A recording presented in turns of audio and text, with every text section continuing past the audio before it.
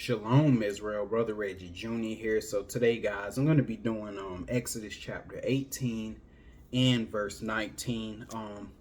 There won't be a lot of reference scriptures in either of these chapters because mostly everything that's written within these two chapters are self-explanatory. So I won't really be doing a whole lot of stopping, but I want to just take some time, brothers and sisters, to say, today, man, more than ever, we got to guard our minds because it's a lot of perversion out here today. I know you guys seen that thing with the NHL player, the hockey player. He's under fire because he wouldn't wear the pride jersey that the organization wanted him to wear. He said, look, man, I'm a Christian. This is my religion. I believe in God. And hey, I just don't support that, and he's under fire. And what the media is going to do, and the higher ups, they're going to try to make an example out of him because they're pushing this madness on everyone. They're pushing this homosexuality and all of this feminism. And they're pushing emasculation.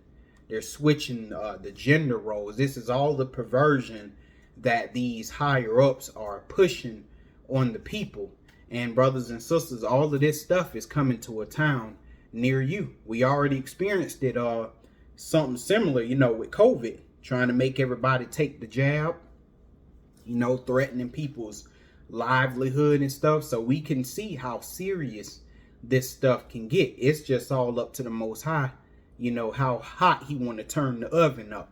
So we pretty much are at the Most High's mercy. So right now, we need to be getting in our Bible. We need to be strengthening our minds and our relationship with the Most High. I seen something else. Somebody at work told me, I guess they got this show out called Velma. I guess it's supposed to be a spinoff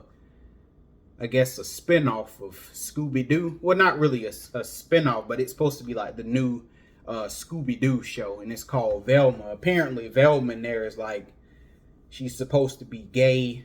She's supposed to have a thing with Daphne. Then I think something about Fred is black, which I'm not really too concerned with Fred being black. That's not a big deal to me because, hey, these heathen took all our biblical characters and turned them all white. So I'm not even worried about that. But the point is that, they're pushing this madness. Got Velma gay. She got a little thing with Daphne. Scooby ain't even in the darn show.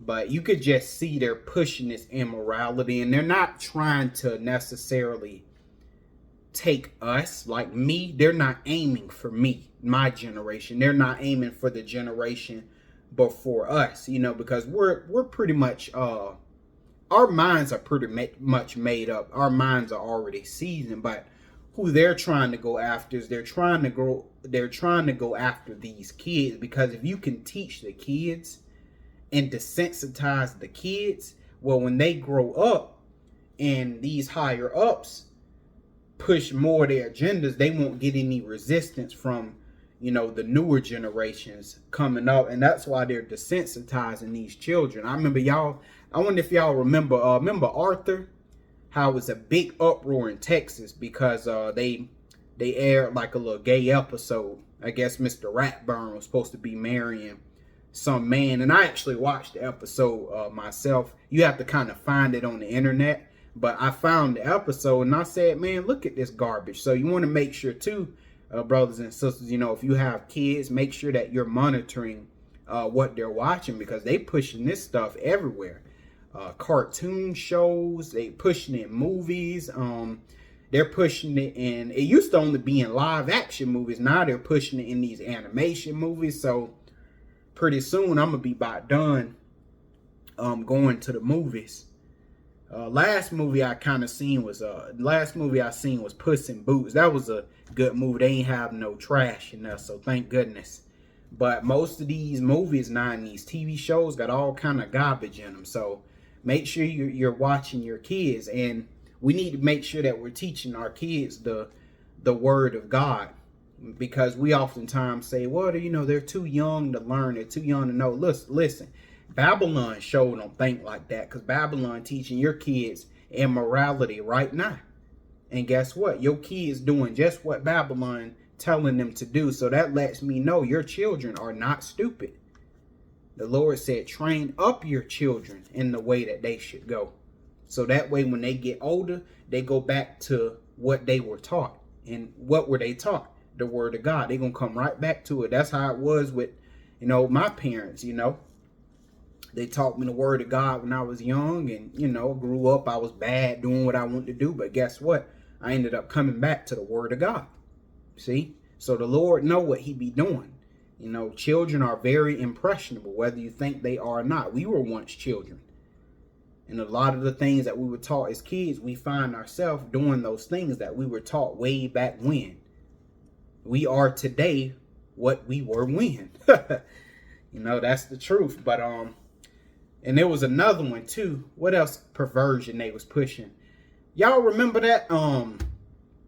They tried to push that mess on Sesame Street. I guess they were supposed to have like Bert and Ernie was supposed to be gay. But it was a huge uproar, huge backlash. But I want to let y'all know they ain't done with Sesame Street. Bert and Ernie, mark my words, they coming back for Sesame Street. And it's just kind of, we living in some strange times, man. These shows and stuff, man. They got these androgynous characters on there. You can't tell if they're male, can't tell they're a female. All of that stuff is confusion. That's why it's called Babylon. Babel, confusion. This whole system it all revolves around confusion. This is all darkness. And the only people that can see through this darkness is the saints. Because, see, we have the light. And it's our job to go around with this light and light other candles so that other people can see. But that's enough of my rant. I guess I was just trying to let you guys know that it's getting, worse out here, brothers and sisters. It really is. It's getting worse and worse. I mean, pretty soon you won't even be able to offend the alphabet people without being arrested, without going to jail, because pretty soon anything you say against or do against them is going to be considered a hate crime. So we got to really prepare our hearts and prepare our minds, because we got some hard times ahead. So we don't have time for all this debating over silly stuff, polygyny, you debating whether or not the earth is flat or not. You debating on the four kingdoms, Babylon, Medo-Persia, Greece, Rome. We ain't got time for all these debates on this silly stuff. You need to make sure you got a relationship with the Most High, and you need to make sure you building up your faith, because the time is coming, brothers and sisters, where we will all be tested. Ain't none of us getting into the kingdom untested. And I'm going to let y'all know, when you get tested, you're going to be tested by yourself. I don't care how many friends you got in this truth, or what group you hang out with, what camp you hang out with, what church you hang out with. When the Lord get ready to test us, you're going to be tested on your own as an individual. So you got to make sure you right. Don't worry about everybody else. Make sure you right. But that's it for that, guys. We're going to go ahead and get into this lesson. Exodus chapter 18, and I'm going to read 1 through 6 first. And remember, guys, I'm not going to do too much stopping, just on things that I feel like I need to stop at. But for the most part, I'm just going to read this through. Exodus chapter 18, and I'm going to read verses 1 through 6. And it says, when Jethro, which we know is Moses' father-in-law, but it's going to tell us that. When Jethro, the priest of Midian, Moses' father-in-law, heard of all that God had done for Moses and for Israel, his people, and that the Lord had brought Israel out of Egypt. So as you can see, because Jethro, he was in Midian and stuff, so it lets you know the word of what the Lord did for Israel. It had spread. It spread everywhere to all the nations. 2. Then Jethro, Moses' father-in-law, took Zipporah, Moses' wife, after he had sent her back. Because remember, there was a point in time where Zipporah and the 2 sons, they were actually with Moses. But at some point during Moses' journeyings and dealing with Egypt, he sent his wife and his children back to Midian. back to his father-in-law Jethro. So now Jethro is going to be coming back with them. Verse 3. And her two sons, of which the name of one was Gershom, for he said, I have been an alien in a strange land. 4. And the name of the other was Eleazar, for the Lord God of my father said he was mine help, and delivered me from the sword of Pharaoh. That's right. Verse 5. And Jethro, Moses' father-in-law, came with his sons and his wife. So he came with Zipporah, he came with Gershom and Eleazar. It says, unto Moses in the wilderness, where he encamped at the mount of God. So he finally came back to Moses. Verse 6. And he said unto Moses, I, thy father-in-law Jethro, am come in unto thee, and thy wife, and her two sons with her. Okay. Verse 7. And Moses went out to meet his father-in-law and did obeisance. So he bowed to, Jethro, showing respect, and kissed him. Okay. So they greeted one another, and they asked each other of their welfare, and they came to the tent. So they asked each other, how have things been going? Everything been going all right with your family? Things been going well at home? So they asking of each other welfare, which we don't do today. As Israelites, we don't even acknowledge each other, but we got to get back to doing this. Verse 8. And Moses told his father-in-law all that the Lord had done unto Pharaoh and to the Egyptians for Israel's sake, and all the travail that had come upon them by the way, and how the Lord delivered them. Okay, so Moses told Jethro the whole story of everything that happened up to this point. 9.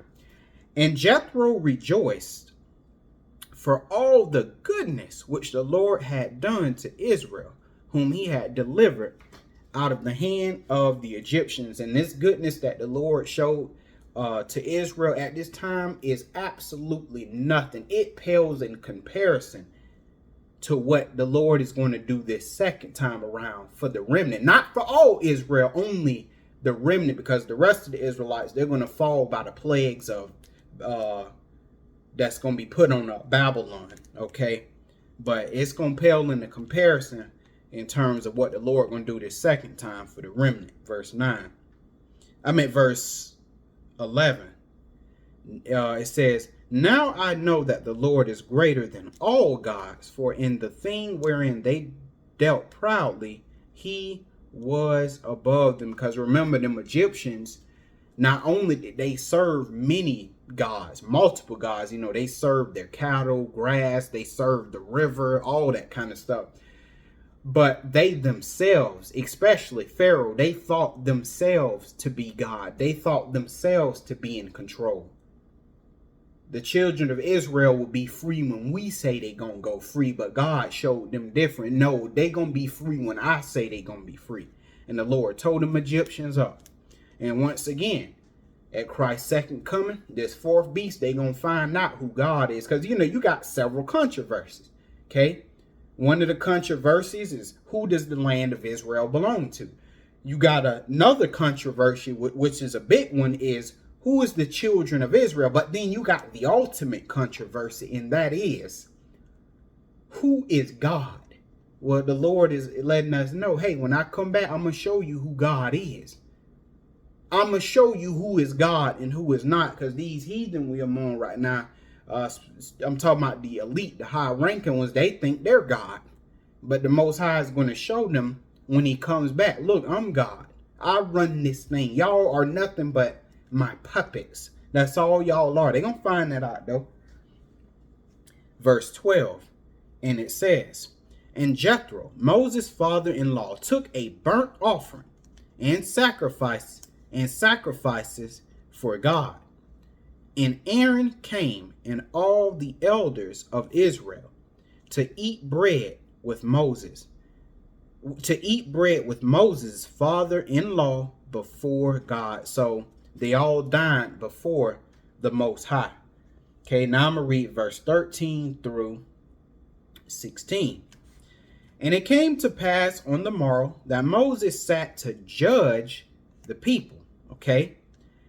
And the people stood by Moses from morning to evening. So a full day Moses was judging. And it's like, man, did Moses even get time to eat, drink, anything?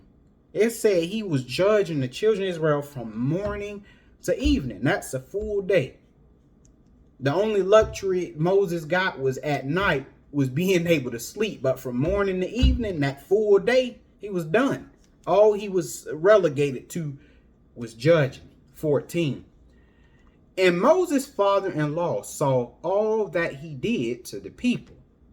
He said, and what Jethro told Moses, he said, what is this thing that thou doest to the people? Why sittest thyself alone? And all the people stand by thee from morning unto even. And Moses said unto his father-in-law, because the people come unto me to inquire of God. Okay, and why? Verse 16.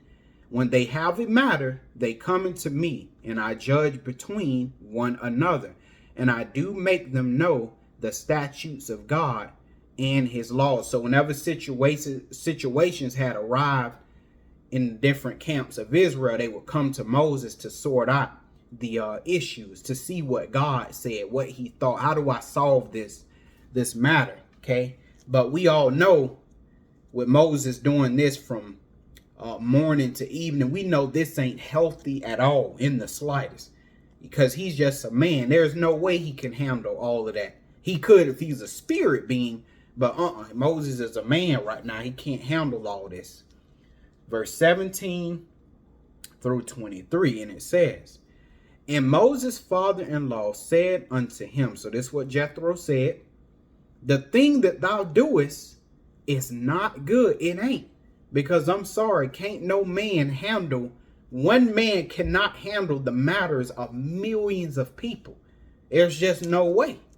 At least not as a man you can't. As a spirit being, oh yeah, nothing. You don't get tired, nothing. Nothing bothers you. But when you're a man, you know, you get wore down real easily. Jethro finna say it too, right here, 18. He said, thou wilt surely wear away. He like, Moses, I guarantee you gonna break down, both thou and this people that is with thee. For this thing is too heavy for this. This is too much of a burden for you, Moses. Thou art not able to perform it thyself alone. So he let them know, Moses, this is too much for one person. Okay. 19. Hearken unto my voice. I will give thee counsel. He said, I'm going to give you some advice, Moses. And God shall be with thee. And obviously we know the Lord is working through Jethro to tell Moses this. That lets us know that before we ask anything or even conceive the thought to ask anything, God already knows what we need. And here he is showing that. Says, be thou for the people to Godward, that thou mayest bring the causes unto God. And thou shalt teach them ordinances and laws, and shew them the way wherein they must walk, and the work that they must do. 21. Moreover, thou shalt provide out of all the people able men, such as fear God, men of truth, hating covetousness, and place such over there, hating covetousness. Why did Jethro say that specific thing, covetousness? Because whenever you're going to be some type of judge or some type of person judging or solving a problem, you have to make sure that the person that you're setting up or you yourself won't be able to be bribed by money or gifts. Because you remember, a gift corrupts the heart. So when you setting up a person to judge matters and stuff, you got to make sure that there is not an ounce of covetousness in them. Why? Because they will be able to be bribed with money. Okay. And then they're going to take the money from the crook who's supposed to be judged harshly. Okay. you're going to take the money from them and let them off easy. And that's what was going on when Israel got into the land. There was so much corruption. And of course, that's why we here today. But it's because our people, they were perverting judgment. Because you got a covetous person doing all that judging, they're going to be perverted by them gifts, that money.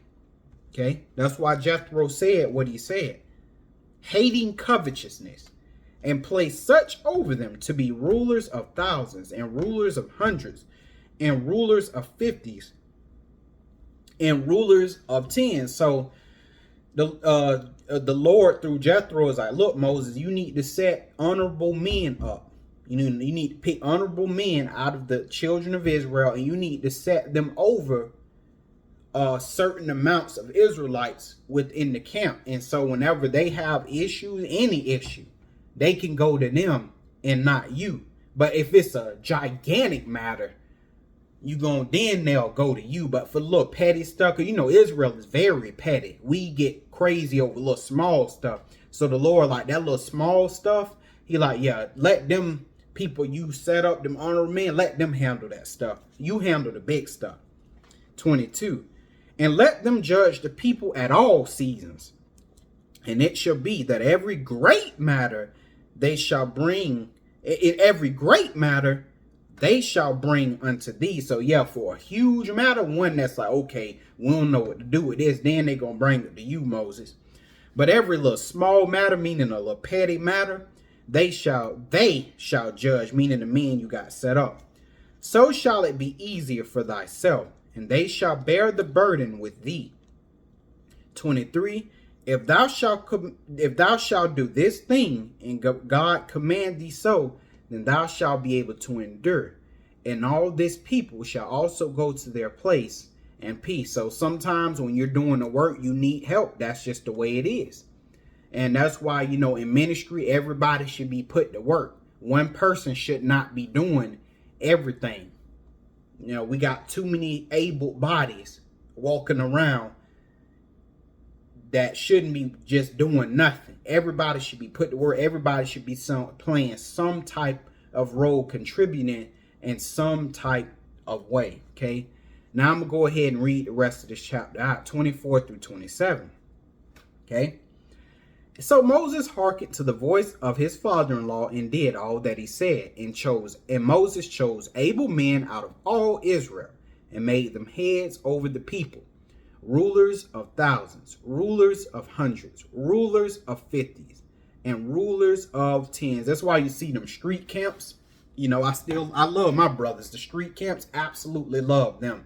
But you see a lot of them, they have like bishops. They have captains and all of that kind of stuff.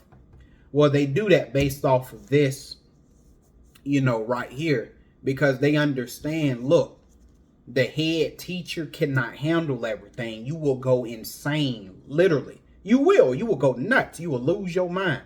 So you have to have other brothers set up to handle certain matters, because brothers and sisters, we ourselves, we still have to live life. We still got to go to work. We still got to pay bills. We still got to tend to our car if there is issues. We got to take care of our children if we have any. So we still have to be able to live life. And if you got all of this stuff coming in, not all this stuff coming in, but if you're dealing with all these brothers and sisters by yourself, you'll never have time yourself to do anything. You won't even be able to take care of your own health. Your health will fall apart. So you got able-bodied men, able-bodied women, put them to work. 26. And they judged all the people at all seasons. The hard causes they brought unto Moses, but every small matter they judged themselves. And Moses let his father-in-law depart, and he went his way into his own land. So Jethro, he went back to Midian. Okay. So now that is the end of this. All right. Now we are going to go to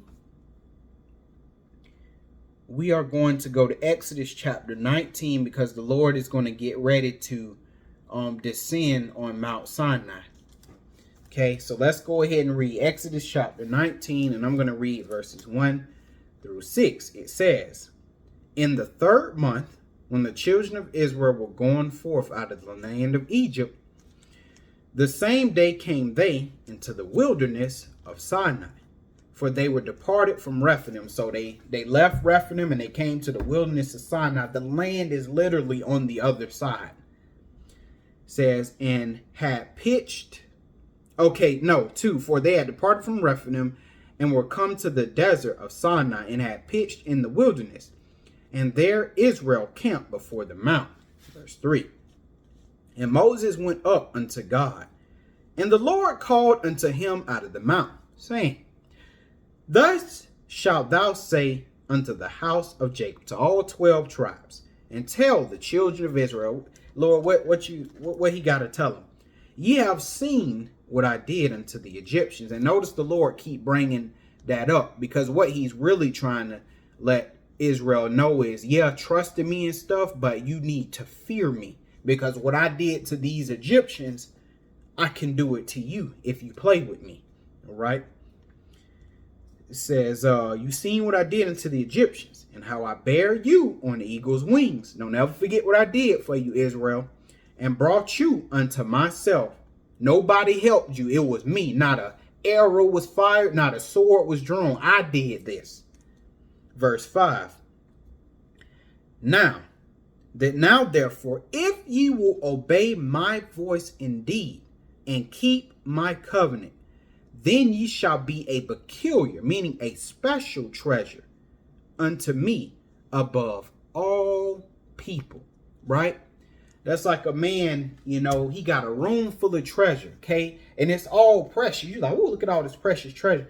But then you got that one peculiar treasure, that one diamond in the midst of all of this gold and treasure, that one thing within all of that you hold to be sacred. Ooh, I like all my other treasure, but this right here, this pearl diamond right here, this is special to me than all the other gold. That's how the Lord see Israel. Okay. He said, but if you will obey my voice indeed, and see, we run over that word right there. If that if is conditional. Okay. He's saying, if you do what I tell you to do, you'll be my special people. But if you don't, you will not be my special people. You will be cursed, as we will find out later. But that's what the Lord said. He said above what? All people. But that's if you do what he say. For all of the what? Earth is mine. Right now, this fourth beast, they think the earth is theirs. But what did the Lord say? For all the earth is mine. It belonged to me. That's why the Lord say, I'm going to destroy them that destroy the earth. Why?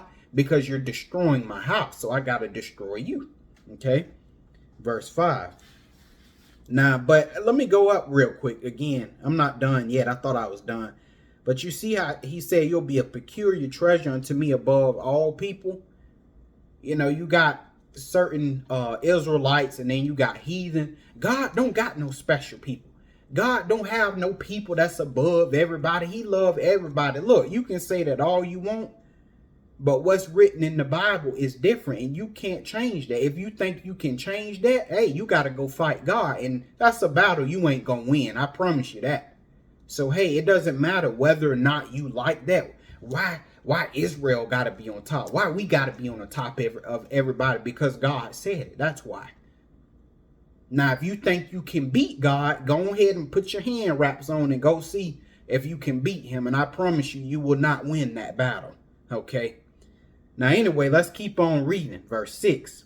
So this is what he said. Okay, you obey me. Hey, you'll be my special people above all people. And what else?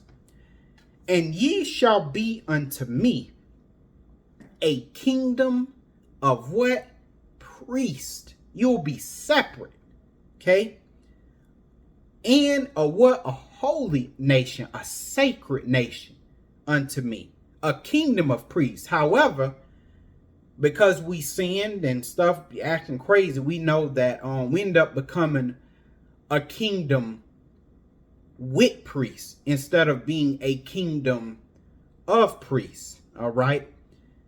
Now we ain't got no priests at all. We all in captivity, but the remnant, we will end up becoming that kingdom of priests. Okay. Let's go real quick to 1 Peter 2 and 5. Oh, I hope I can find Peter. Let me see. Okay, whew. All right. It's one of them books I always have trouble finding. 1 Peter 2, and I'm going to read verse 5, and it says, Ye also, this Peter talking to the remnant here. Ye also, as lively stones, are built up a what? Spiritual house. What? In holy priesthood. To offer up what? Spiritual sacrifices. Acceptable to God by what? Jesus Christ. So that remnant, we are going to be the new Levites. And the sacrifices we going to be given is them sacrifices of praise, sacrifices of worship. See? That's what we're going to be. The remnant, we are going to be the king. We're going to be the kingdom of priests. We're no longer going to be kingdom with priests. We're going to be a kingdom of priests. But that is only reserved for the remnant. Why? Because the remnant is only the remnant is going back to the land of Israel. Oh, and there is a brother who had been, I guess, he was emailing us, and he was telling us, you know, just talking to us about the 1,000-year reign of Christ, who's going back to the land, who's not going back to the land.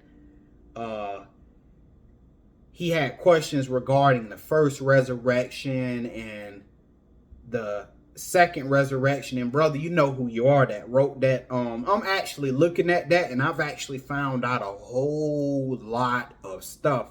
My mind is blown to smithereens. Okay, but I'm still studying some of it. Got to make sure I get everything right. But once I have everything in order, brother, I'm going to start answering a lot of your questions that you had about the 1,000-year reign of Christ, the first resurrection, the second resurrection. I'm going to answer all of that stuff. You know, our spiritual bodies regarding the 1,000-year reign and stuff, flesh or spirit. How is that going to work?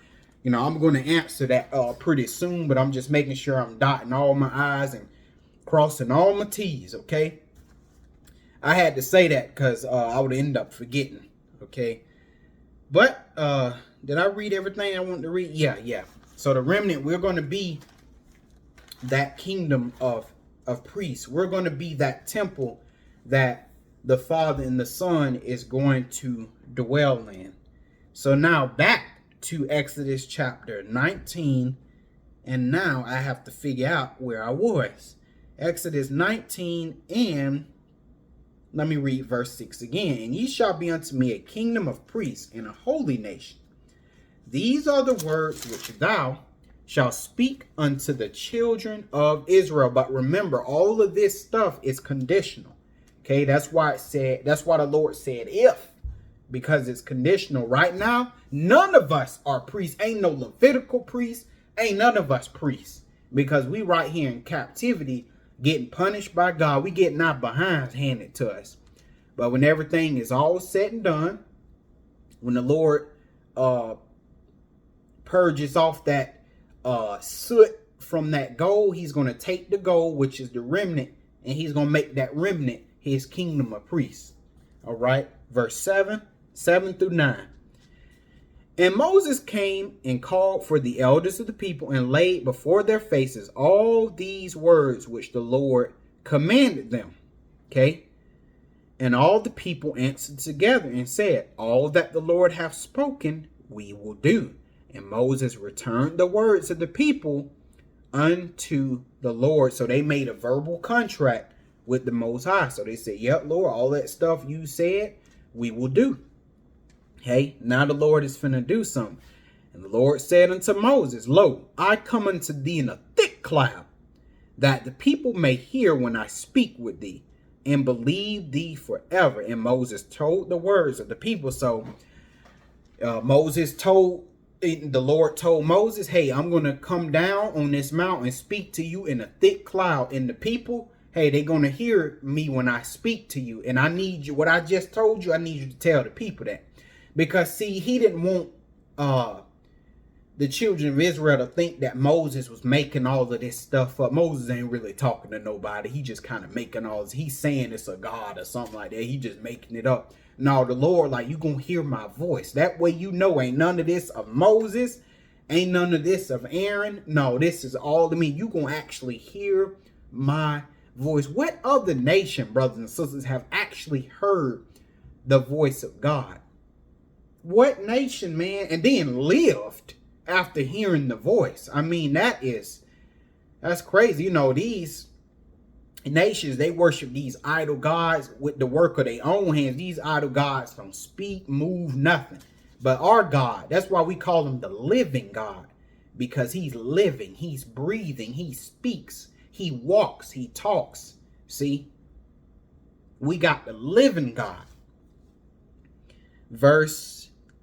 Now I'm going to read verses 10 through 15. It says, and the Lord said unto Moses, go unto the people and sanctify them. Okay, cleanse them today and tomorrow, and let them wash their clothes, because the Lord want them to be pure for when he comes down. He says, and be ready against the third day. For the third day the Lord will come down in the sight of all the people upon Mount Sinai. Now, is he coming in his full glory? Is he coming to where they can see him? No, he's going to be obscured in this cloud. Verse 12 says, and the Lord set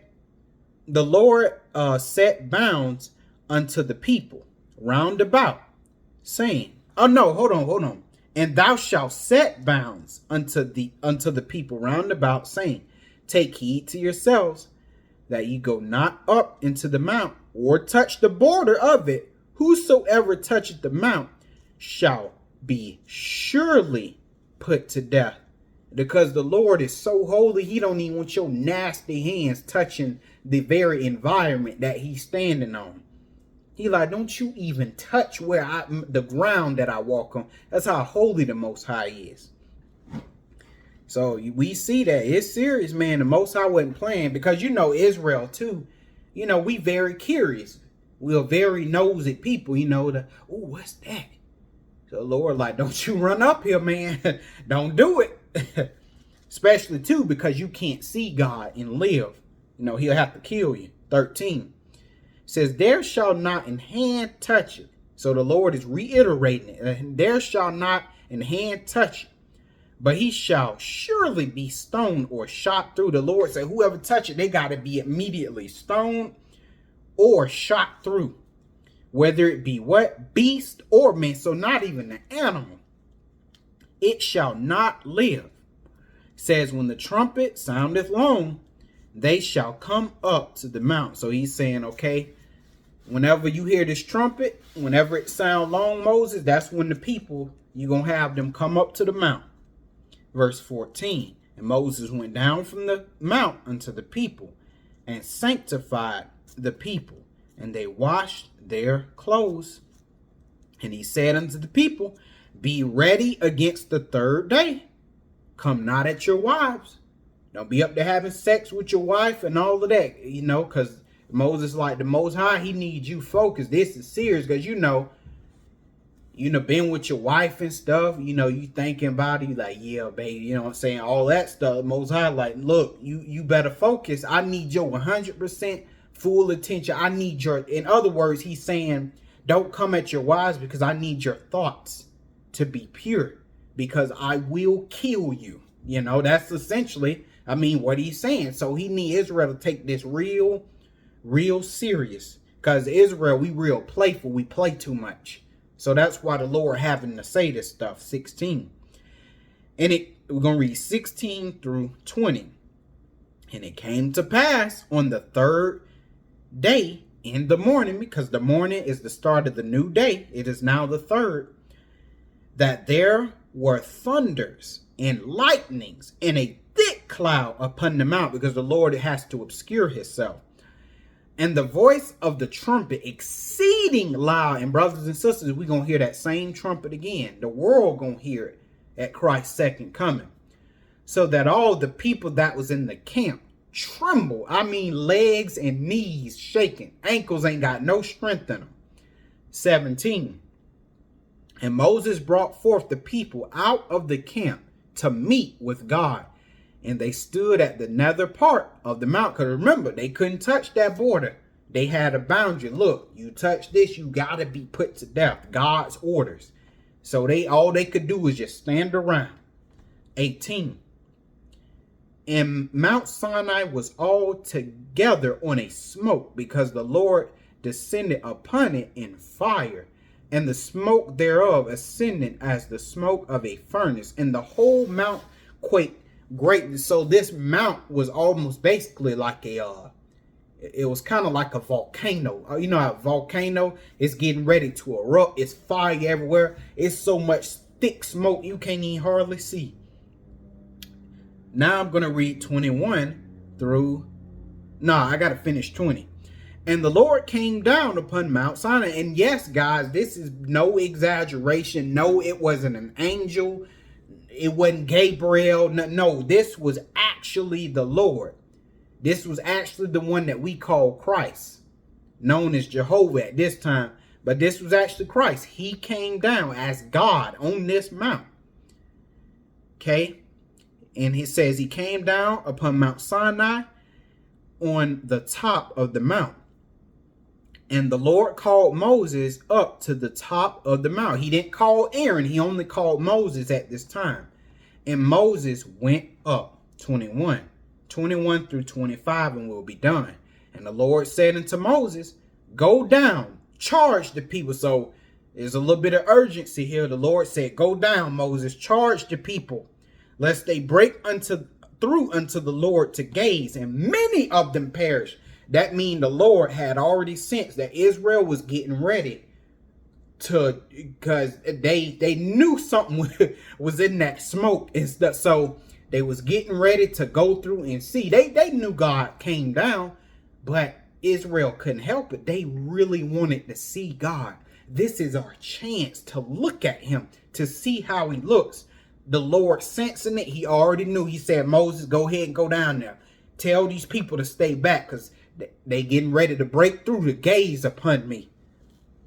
And many of them gonna perish. 22.